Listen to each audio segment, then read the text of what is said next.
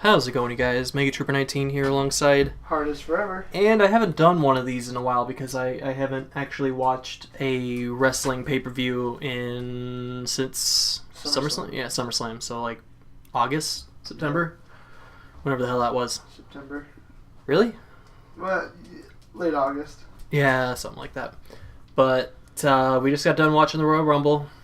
And I've always liked the Royal Rumble. It's always been one of, if not my favorite pay-per-views, just because I like seeing who they're going to bring back, and it really starts setting up things for WrestleMania. Obviously, with the winner of the Royal Rumble match going to WrestleMania. And they didn't have that stacked up of a card. They just had New Age Outlaws versus Brotherhood or the Rhodes Boys, whatever. The Cody Rhodes and Goldust as the pre-show match. New Age Outlaws actually won and took the titles in a kind of subpar match, I guess. It wasn't really that great. It was a pre-show match. That's pretty much all you need to know. Better than one of the other matches that went on tonight. Well, no. Just the end result of that, but we'll get to that. Scarlett, you need to calm down. So, after that they opened with Bray Wyatt versus Daniel Bryan, which it was amazing. Yeah, it was amazing. That's it. It was. I don't know if I would put it up on the Brock Lesnar versus CM Punk level, but it was damn good. Yeah. Match of the night, easily. And it being the first match of the night, I thought it was going to set the tone for how the night was going to go, but yeah. No, not really. It was a good first pay-per-view match of the year, if you know what I mean. Yeah, it was really good. Like a first actual match that was during the pay-per-view. It was amazing. Go and watch it when you get a chance to. It was really, really good. Bray Wyatt ended up winning. I kind of predicted that. I think Bray Wyatt needed the win more than Daniel Bryan, and I think it ends that feud, and it allows both of them to move on to something else. You think? Yeah. Well. Yeah. I think. Well, yeah. We'll get to that. So, what was after that? The Lesnar. Oh. That match. Right. That match that was like... The chair. That's all you gotta call it. The chair. It was essentially Brock Lesnar coming out, hitting Big Show with a chair about 30 times, taking one knockout punch, and about getting beat. Yes, he gave 30 chair shots, took one knockout punch, and about lost. Logic. Fucking logic. But then Brock Lesnar ended up coming back, hitting in the F5, and then just destroyed Big Show with a chair. People gave zero fucks about this match. There were people chanting for Brock Lesnar to hit Big Show with a chair. It was that bad. It was only like a 5-minute match. Yeah. It was horrible. It was, for a match that they tried to build up, it was god-awful. And easily could have been replaced by something good. Any other match that would have been better. And then after that was John Cena. Yeah, John Cena versus Randy Orton. That was all that there was, along with the Royal Rumble match. That's it. That's 4 matches on the actual card, plus the pre-show match. And the John Cena versus Randy Orton match, I gave zero fucks about this match. I gave as little fucks as you possibly could about this match. I cared about this match about as much as the fans cared about the Brock Lesnar Big Show match. Yeah. It was terrible. It was better, but it wasn't anything like you look back on and go, oh yeah, that was a really good match. It was subpar. It was just a match. The best part of the match, I'll point out 2 matches in particular. Randy Orton using the STF and making it look so much better than John Cena could ever hope to. He actually made it look like it would hurt. And then he got reversed into John Cena's STF and you just went, Ew. Yeah, that's how bad it looks.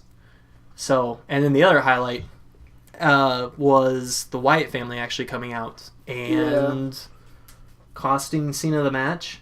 And then Orton ended up winning. And the Wyatt family just sort of beat up on John Cena. So it seems like we're going to be getting a John Cena versus Bray Wyatt match. So hopefully they don't completely just bury Bray Wyatt like I think they're going to. I think that has got bad news written all over it for Bray Wyatt. Oh, and then the Royal Rumble match. Oh boy, I think you're being a little hard on it. I liked it. I liked the end result, but I liked the wrestler who won it. I had very, very, very high hopes for this, with Punk coming out as number 1. Seth Rollins being number 2. Those two starting it up should have meant something good. And the entire time I was thinking, okay, Daniel Bryan has to show up. And it was just guy after guy after guy. Kevin Nash showed up. Yeah. It was pretty badass, but it was kind of one of those things to where you look back on it and go, somebody else probably should have got that spot. El Torito. What? Oh, I forgot all about that. You want to talk about a way to bury a guy. You have a guy dressed... midget. A small person. Dressed up in a white bull suit come out and eliminate you from the Royal Rumble. You say that might not happen. Yeah, I'm the Fandango. Remember Fandango, that guy that everybody gave a shit about who has that really hot dancer? Summer Rae? Yeah, he got eliminated by El Torito.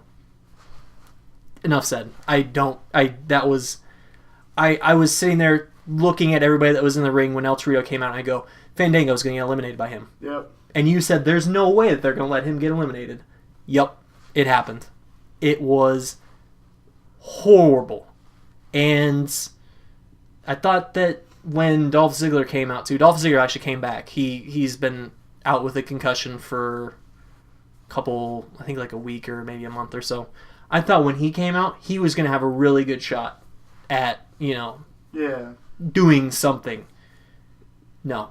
Kofi did some pretty cool stuff too. Yeah, he did. He did his usual, I'm almost out, I'm going to do something really crazy, get all that out of my system, and then I'm going to get eliminated and do absolutely jack shit probably for the rest of the year.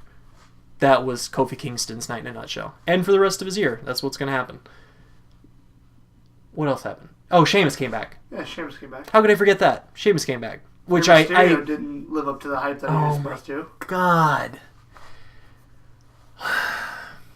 So let me kind of think as we're going along this, like everything that sort of happened. Alexander Rusev came out too. Yep. They had a roster of people to bring out from NXT. One guy they bring out, Alexander Rusev. Nobody knew who he was. Nobody gave any fucks. He looked really good. He's a big son of a bitch. But I'm kind of looking back on it thinking Sami Zayn could have came out. Adrian Neville could have came out. Bo Dallas could have came out, but nobody would have given a shit about him.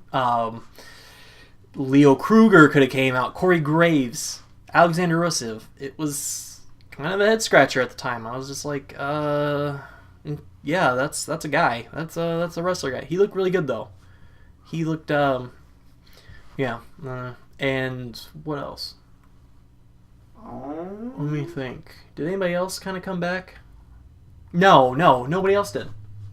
Nobody else did. I thought that I was hearing a lot of rumors about Chris Jericho being in town because he had something that he was doing that Sheamus was also doing. They were doing the same thing in the same area, same place. And I thought maybe Chris Jericho was coming back. There's been a lot of rumors that he was going to come back. He didn't show up. God, that would have been awesome. Oh yeah, it would have. That would have made my night. Oh, it would have been amazing. And somebody from NXT, somebody else from NXT could have showed up. Those guys that I listed off before, but they just went in a very, very predictable order. Last guy that came out, I kept calling it. You know, Daniel Bryan's gonna come out. He's got it. And then people started coming out, and I think it got down to like 28, 29-ish. Yeah. And I completely forgot that Ryback hadn't come out. No, and Big E Langston. That's Big E, yeah. But I didn't really care that Big E came out. I like Big E a lot. I think he's really good. came out and we were like, what the hell? Yeah, Ryback came out and it just completely threw me off. I was like, oh, right, him. And then I was just sitting there thinking, man, maybe Daniel Bryan's going to show up and beat up Rey Mysterio and take his spot, or do something like what Mick Foley did to Test way back when he eliminated Test before he came out, then took his spot, and then came out and eliminated Orton. I thought Daniel Bryan is going to come out and do that, and everybody's going to go insane. Everybody was waiting for it. And then Rey Mysterio came out. And not a fuck was given for the rest of the match. Punk was still in it. All three of the Shield members, I think at that time, were in it. Dean Ambrose actually tried eliminating Roman Reigns when he had a chance to. Failed at it. And then Roman Reigns ended up eliminating Seth Rollins, Dean Ambrose, and Antonio Cesaro at the same time, who I thought Antonio Cesaro looked really, really good too. Yeah, he did. He was beating some ass and looked good. And I was proud of that. I'm happy they gave him a shot to look good. This is the fall of the Shield too. Yeah, well, I mean, it's been coming. I could see all three. I could see them having a triple threat match at WrestleMania or the Elimination Chamber, or maybe having Reigns get into the Elimination Chamber and then none of the other Shield members, and then having some of that jealousy starting to form up. People were going crazy though at the end. It came down to Punk, Sheamus, Reigns, and Batista. When Batista came out, I thought everybody was going to go apeshit wild. He got booed out of the building. I have not heard. It was on a different level. Like, there were usually when John Cena comes out, he gets booed a lot, but you can hear people cheering for him. I don't think there was a single person in that building who cheered for Batista. It was... God, I've been the only person there. Oh my God, it was... It was horrendous. And then it came down to Batista... What did I say? Batista, Sheamus, Reigns, and Punk. Kane, who was in the match earlier, eliminated Punk. Eliminated. I put that in quotes because... I think there's going to be some follow-up to that. Like, there's no way they're going to let that go unnoticed. Punk got screwed again, and I think they're setting up to possibly a Punk versus Batista to see who really gets the number one contender. I think Triple H is going to end up screwing him. They're going to wrestle at WrestleMania. Punk versus Triple H, or Punk versus Kane. I could see it. It's unfortunate, but I could see it. And I was thinking when he got eliminated, he ended up getting taken out by Kane and got chokeslammed through the Spanish announce table. Of course, it's got to happen. I was thinking the entire time, what did I say? Daniel Bryan's going to come out and take his spot. Mm-hmm. Nothing. Absolutely. I think everybody was expecting that too. And it didn't happen. And it came down to Reigns and Batista. Reigns ended up getting the record for most eliminations. He got 12? 12. Most eliminations in Royal Rumble history. Looked amazing. People were cheering for him, going wild, but I knew he's not ready. He's not ready to headline WrestleMania. He's still too young, and Batista eliminated him. End of show. That was... And I was thinking, okay, maybe, Punk's going to come back, hop in the ring, beat his ass, take his spot. No. They just flipped all the switches, all the fireworks went off, they did all the celebration, and people booed the shit out of him. It was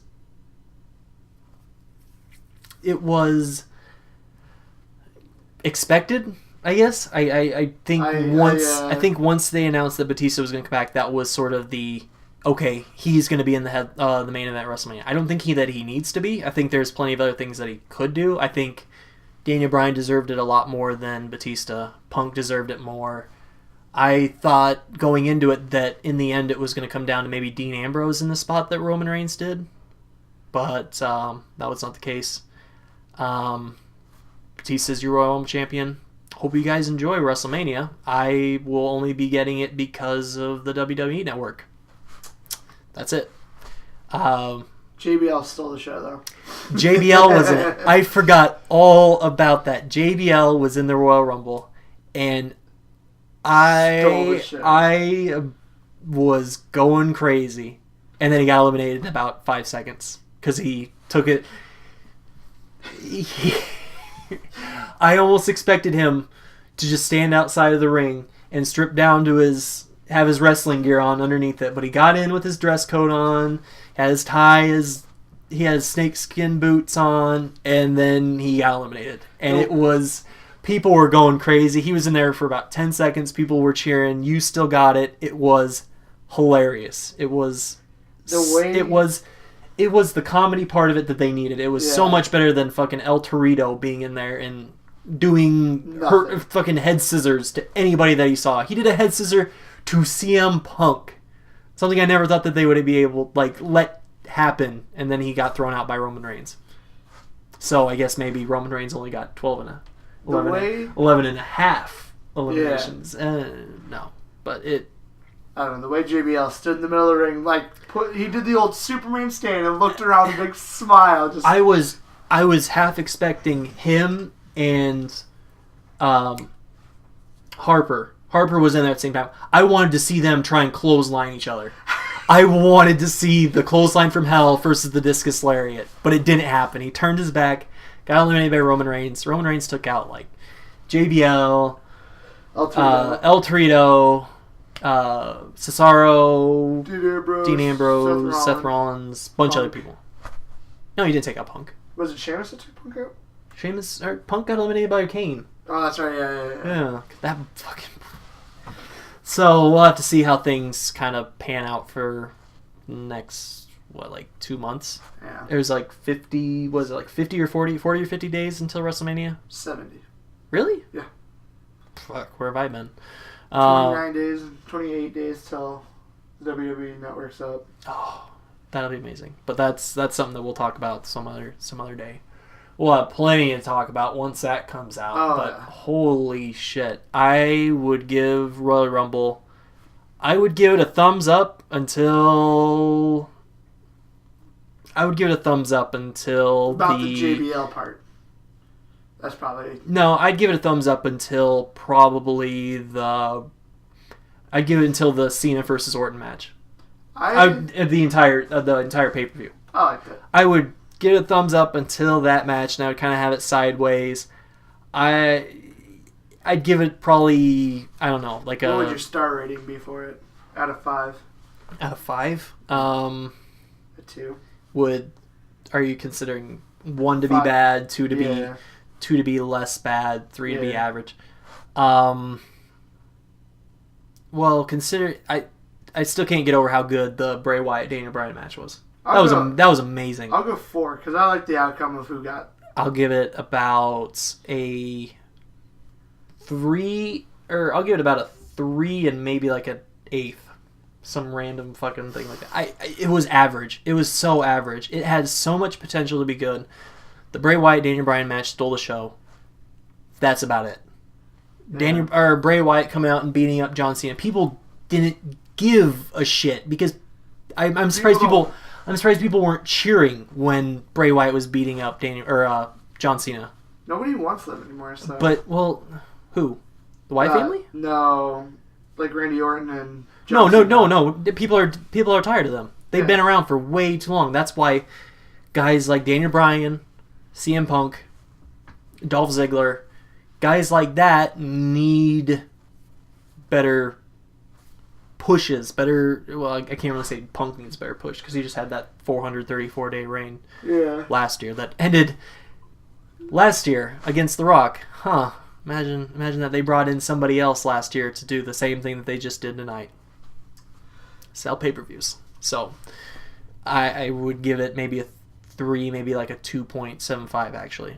It was depressing. Yeah. It was depressing after the first match. It had a lot of potential.